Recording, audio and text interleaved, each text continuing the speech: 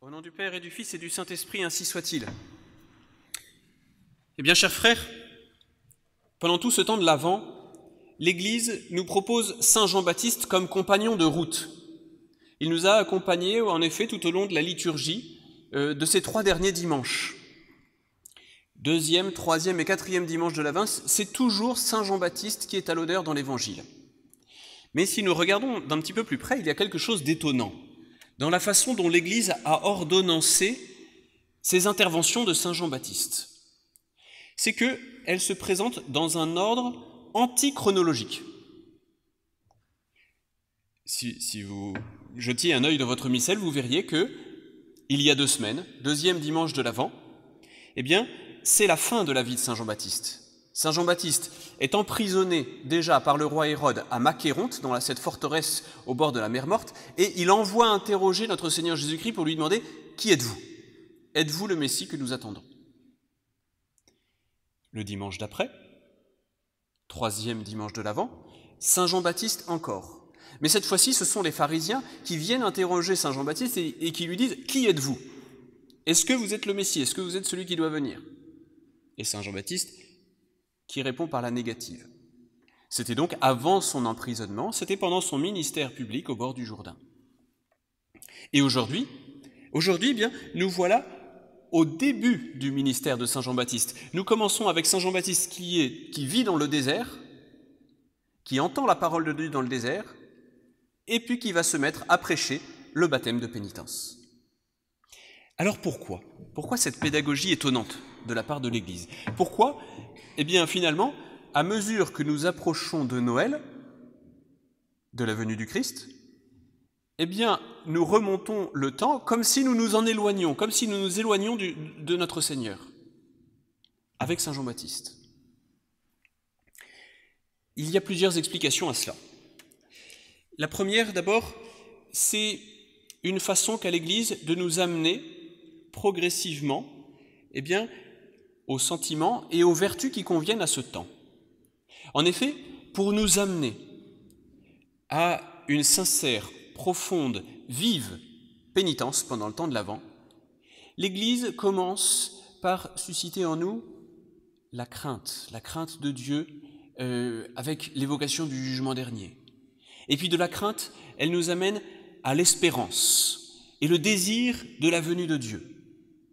Et donc à son attente, que nous hâtons de nos désirs. Et puis, cette espérance nous amène même jusqu'à une certaine joie. Oui, d'accord, mais tout cela, crainte, attente, désir, espérance, joie, tout ça c'est dans la tête. Il y a bien un moment où il faut passer à une préparation plus active. Bien sûr, j'espère qu'elle est déjà en cours depuis le début du temps de l'Avent, mais cette préparation active, quelle est-elle ? Eh bien, c'est celle de la pénitence. Et nous sommes amenés à une pénitence généreuse parce qu'elle est nourrie de cette perspective de la venue du Seigneur. Elle est nourrie d'espérance, elle est nourrie même de joie. Mais là, aujourd'hui, c'est vraiment la pénitence très concrète à laquelle il nous faut arriver. Il nous faut poser des actes et toujours, disons, nourris d'un désir toujours plus grand de notre Seigneur Jésus-Christ. Et si nous rentrons dans ces dispositions-là, si nous cherchons à faire cette pénitence en profondeur, eh bien, nous allons éprouver exactement ce que nous disions de ce progrès qui, en fait, semble nous éloigner de Dieu.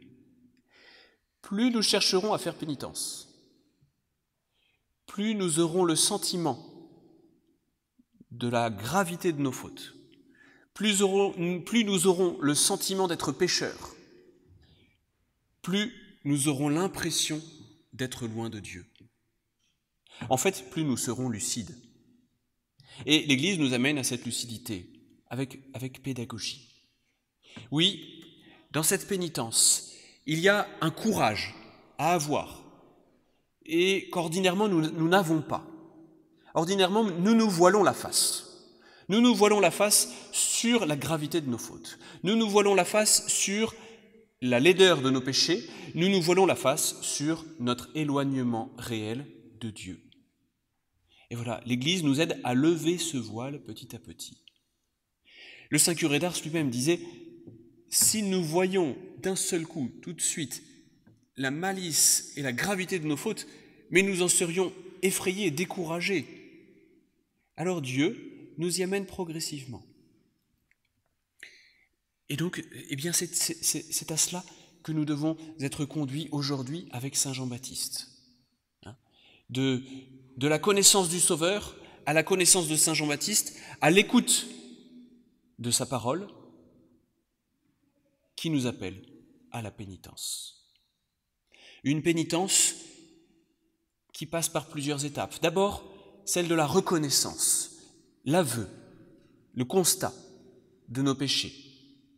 Puis de là, il faut avoir le courage d'éprouver la douleur qui correspond, qui est en proportion à la gravité de nos fautes. Et puis il ne suffit pas d'être dans cette douleur, il ne suffit même pas d'avouer ses fautes, comme le faisaient tous les Juifs qui venaient pour se faire baptiser auprès de saint Jean-Baptiste dans le désert. Non, il faut poser des actes de pénitence, c'est-à-dire éprouver une peine concrète par des choses difficiles qui vont nous amener à chercher à réparer nos fautes. Tout cela pour nous préparer à la venue du Seigneur, comme saint Jean-Baptiste a préparé les Juifs à l'apparition de Jésus-Christ dans sa vie publique. Oui, mais voilà, nous risquons de nous heurter à une impasse dont peut témoigner d'une certaine façon le baptême donné par saint Jean-Baptiste. Le baptême donné par saint Jean-Baptiste n'était absolument pas le baptême sacramentel chrétien. C'était une préparation. Et ce baptême,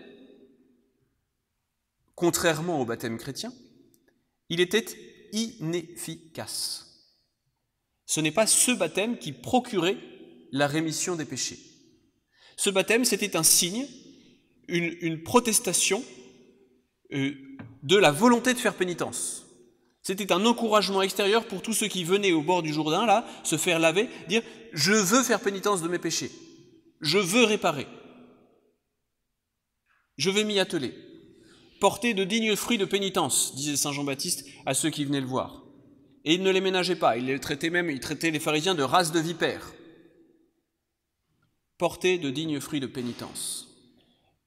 Et cela même après le baptême reçu. Donc il fallait entreprendre cette pénitence. Mais voilà, cette inefficacité du baptême lui-même de saint Jean-Baptiste, qui ne servait qu'à disposer les âmes, eh bien nous le trouvons au niveau intérieur.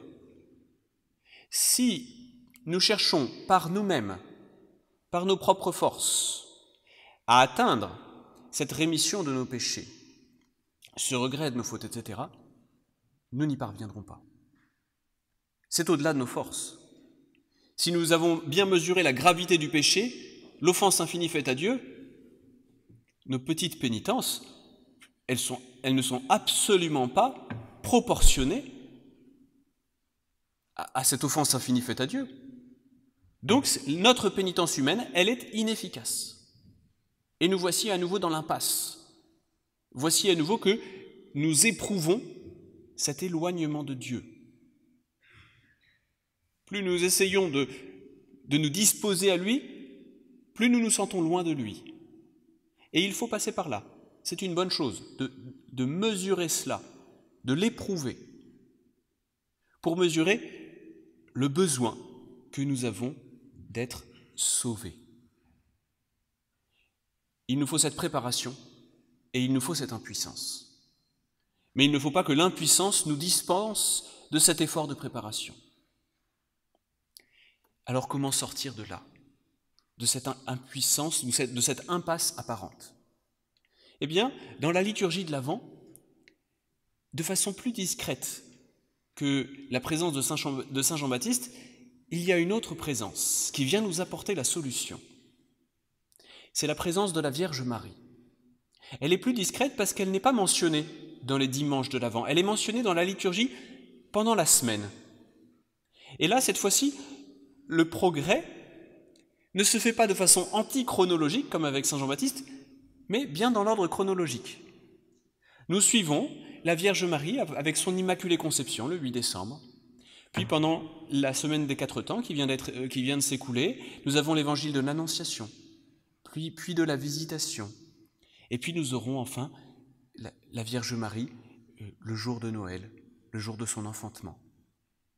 Et là, avec la Vierge Marie, eh bien, ce que nous voyons, c'est cette action de Dieu, gratuite, qui vient préparer, cette Mère de Dieu, qui vient préparer la venue de Dieu, par l'Immaculée Conception, par la plénitude de grâce, par la générosité de Marie, une fois qu'elle est Mère du Sauveur, et puis jusqu'à la naissance. Donc la réponse de Dieu, elle est là. C'est celle de Dieu qui, avec une gratuité absolue, vient se pencher vers la misère humaine, vient choisir cette créature et vient la combler de ses largesses, de ses trésors, pour ensuite, lui-même venir répandre sa grâce, ses trésors, ses largesses sur cette humanité, à condition qu'elle se soit préparée par cette pénitence, qu'elle ait comme creusé le réceptacle et qui pourra accueillir cette bonté de Dieu. Et voyez encore toute cette sagesse de Dieu dans sa pédagogie et cette sagesse de l'Église qu'il a très bien comprise, cette pédagogie, et qu'il a transcrit dans sa liturgie.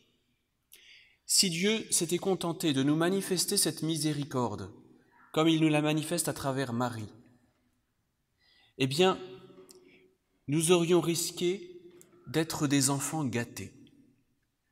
Des enfants qui, finalement, sont dans la passivité et qui reçoivent ces dons et qui ne les mesurent plus et qui deviennent exigeants.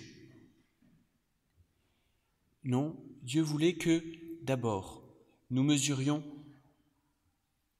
le mal qui devait être comblé. Et ce mal, ce n'est pas le mal de notre souffrance. C'est à ça que nous pensons d'habitude. Et aujourd'hui, le monde moderne, voudrait réduire la venue de Dieu à celui qui vient prendre sur lui nos souffrances. Non, ce n'est pas ça du tout. Non, la souffrance n'est en réalité qu'une peine du péché originel et de nos péchés personnels. Donc ce n'est pas ça le mal que le bon Dieu est venu détruire. Ce n'est pas ça pour lequel nous avons besoin d'aide. C'est pour le mal du péché. Et donc, oui, véritablement, Dieu est venu prendre sur lui, Dieu est venu s'incarner pour prendre sur lui non pas nos souffrances, mais nos péchés, et les détruire dans la souffrance. Et nous aussi, à la suite de Saint Jean-Baptiste, il va nous falloir aussi, accepter de passer par cette souffrance de la pénitence pour détruire nos péchés, en sachant très bien que Dieu fait cela pour nous disposer à ce qu'il va lui-même donner, ce que nous sommes impuissants à nous donner, le pardon de nos péchés. Voici donc, comment il nous faut cheminer jusqu'à la fête de Noël, dimanche prochain. Il nous faut suivre d'abord Saint Jean-Baptiste, le suivre au désert, dans la solitude, pour y entendre la parole de Dieu. Dieu avait dit dans l'Ancien Testament par le prophète Osée, « Je l'attirerai au désert et je lui parlerai au cœur. » Voici ce qu'il a fait pour Saint Jean-Baptiste et voici ce qu'il fera pour nous, à condition que nous entrons dans ce désert, à condition que nous entrions dans cette solitude, à condition que nous-mêmes, concrètement, là, cet après-midi par exemple, ou alors samedi prochain, nous laissions de côté tous les préparatifs matériels, toutes ces choses humaines en lien avec la fête de Noël, et que nous nous accordions un temps de retrait, de solitude, de désert, pour que Dieu nous parle au cœur. Et ensuite, comme Jean-Baptiste, une fois après avoir entendu la parole de Dieu en son cœur, il a été la voix qui a porté cette parole de Dieu. Et il a été la voix qui a montré l'exemple de la pénitence. Alors nous aussi, dans ce retrait intérieur, retrouvons le sens de la pénitence. Et soyons généreux, par exemple, dans des pénitences très concrètes à faire cette semaine et au moins samedi prochain, en la vigile de la Nativité. Et ainsi, eh bien, notre cœur sera disposé à recevoir ce grand don de Dieu, ce don du Dieu qui se fait homme, qui vient avec nous pour effacer nos péchés, pour les prendre sur lui et pour nous faire partager sa vie divine, au nom du Père et du Fils et du Saint-Esprit, ainsi soit-il.